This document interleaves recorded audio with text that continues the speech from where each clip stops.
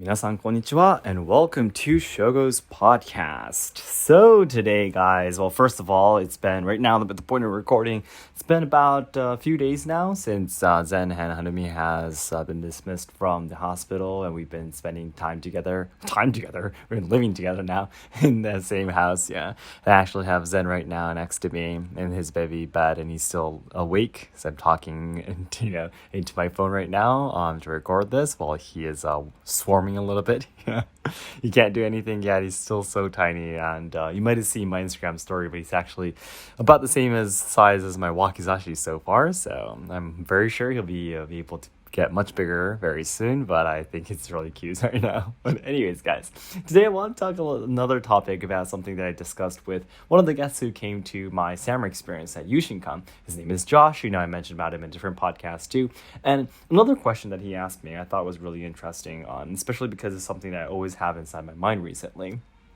And it's about the thing that, I always say at these end of these podcasts too, that I really want to try to help out the younger generations so they can have a brighter future. And I always say this, right? But then the question from Josh was that, what do you specifically want to do, for example, for the younger generations? And what do you think that they should do? Or what do you think that you can change to try to make Japan a better place for future generations of Japanese people, And to be very, very honest, well, first of all, if I can, talk about the things that I'm actually doing right now, currently. I am financially doing donations to children who are living in poverty. For example, if they only have a single parent, like a single mother, a single father, and they're living in poverty, they don't have money for example, education and such. Those kind of people, supporting them financially is absolutely one of the things that I'm doing. I have a monthly subscription of donations, if that's the right way to explain it. Yeah, so I do that for sure. And that's one thing that I do, but anything else, I've still been struggling to do something really specifically, because it's something that's going to be really taking a long time. The main thing that I have in mind is that I want to try to create as much success as I can in this field of business, so that I can show the next generation that this is possible. You can make a living from working with traditional culture, for example, because as I always say, there's tons of people like middle school students, high school students who love Japanese traditional culture, but are like, well, this is nothing that you can actually do forever. It's just like when you're young, you enjoy this kind of thing, and once you get older, it's something that you have to leave and not do anymore. But that's not true. If you want to, you can make a living from traditional culture as well, as I'm doing. That's exactly what I'm doing. And people, if they can, put enough effort into it, you can do it as well. And this is something that I do want to do to try to help out the younger generations, trying to provide them more options, for the future. So this is absolutely something I want to do. But anything bigger than that, anything more specific, the answer, to be honest, is very, very difficult. It's, what should I say? It's almost like magic if you can kind of try to change the mindsets of people, a group of people, right? The biggest thing about young people today in Japan is because they're too poor, they're too powerless, and they don't even go to vote. You might have heard of social problems in Japan of younger generations not even going to vote. People in their 20s or younger, only about 23% of people go to vote every time. Only the people who are eligible for voting in the 20s or younger. People from 18 years old can go to vote, but only 20-something% of people go to vote. And that's why, right? Are you super satisfied with Japanese society and how politics and everything works today? The answer is no, right? But they still don't go. And the thing is, they think they're powerless, because so far growing up in Japan, because of the seniority system and, the hierarchical relationships and how poor they are and everything, and, all the problems in schools and such, they just feel so powerless and they feel they can't do anything about it, So because of that, they feel that just one vote of themselves won't make a difference in this world. And of course it will, but it's really hard to convince them, right? So my thing, this might sound very sad. It might sound like I'm just giving up. But to be really, really honest to you guys, especially listening to my podcast, I have to say that I think really Japan itself, not just younger generations of Japanese people in general, I think they really need to experience a bigger despair. I think they have to probably go through something even harder for them to finally wake up and feel that they really need to do something about their country.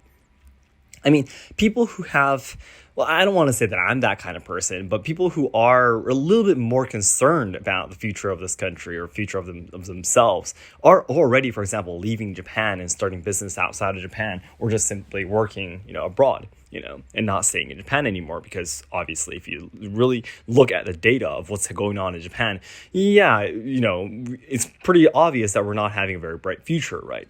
So, but most people just go to izakayas every weekend and just drink beer and forget about it, And it's very, very difficult to try to change their mindsets, And I personally would say maybe it might be that great earthquake that might happen in Japan. Maybe it could be a complete, economy collapse. I don't know what the big event will be, but I'm pretty sure Japan will have to go through that, This is exactly the same as the end of the Edo period when Japan westernized.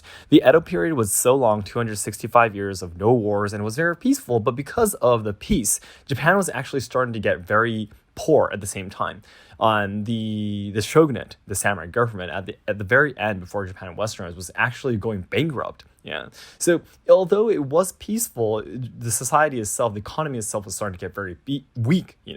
Humans is really interesting. We always seek peace. We always seek safety. But when we get too much peace or too much safety, we start to get really lazy, I guess that's the word I'm looking for. Lazy. I guess it's not natural, for millions of years Homo sapiens lived in a really harsh environment, having a very difficult time to survive. And that basically, and being able to get to food or being able to find shelter in that environment basically brought them happiness, right? Feeling safety, being together with their loved ones was able to bring them a lot of happiness. That's how we are built like, right? But today, because safety, well, of course, it depends on where you live, not everywhere in the world, but safety, food, a place to live, is not as difficult like when we were, fighting with stones, right? So I would say it's really easy to get really, what should I say? The things that they have in their lives tend to get very obvious, and they take it for granted. Yeah. And so I would say if Japan really wants to change, if the younger generations really want to change, I would say that Japan, they would have to go through something really, really big, just like the Meiji Restoration.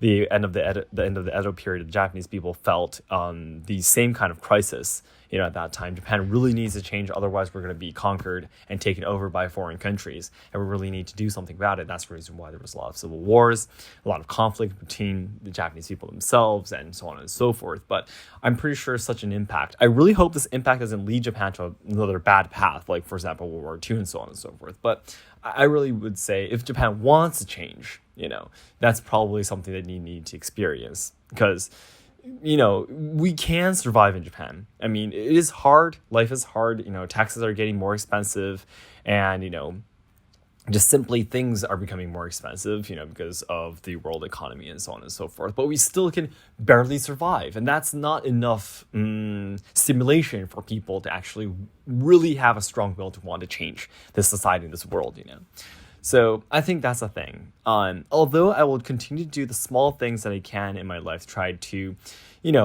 provoke, I guess, the younger people in Japan. But in the end, they probably have to go through much more to actually get to the point where they stand up and be like, okay, we really need to do something about this. It's probably going to be as difficult as that.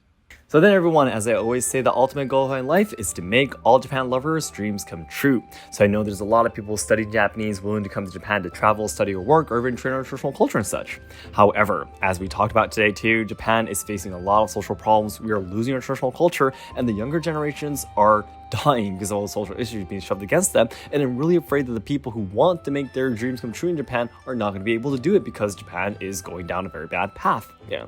So I really want to dedicate my life, try to do everything that I can. I want to try to solve the social problems, preserve and evolve traditional culture, and also help out the younger generations so they can have a brighter future. So in order to do that, right now, the biggest goal I have is to achieve 100,000 subscribers by the end of 2023 on my new Let's Ask Seki Sensei channel. Yeah, it's a Kobudo channel, ancient martial art channel that I'm working very hard on to try to spread and preserve the culture of. And also, there's right now an opportunity for you to meet me in Kyoto if you have a chance to come over to Japan. So that's going to be really, really fun too. And also, you can check out all my other activities in the description box as well. Yeah, so, again, my dream is to try to make Japan a better place, but at the same time, I'm not, what should I say? arrogant enough to believe that I can really make a big change in this world, you know. Making change in a society is very, very difficult. And as one human being, I'll try my best to do everything I can. But at the same time, I really believe that not everything can be done just because of my efforts, you know. It's not that easy. Yeah. So we'll see how it goes. Yeah. I'm not being, what should I say? I guess I'm not being optimistic, you know? I'm not being like completely negative either, but I'm trying to be realistic, I guess, at the same time. But please let me know what you think on about the way I think in the first place about the future of Japan itself. What do you think needs to change, or so on and so forth. Please just let me know in the comments. I'm really always enjoying sharing opinions and stuff with you guys. I don't know what I'm saying. I just don't do these podcasts, recording and morning live streams recently. My English is really, really weird. But anyways, I'll be waiting for your comments, guys. Thank you so much for your time.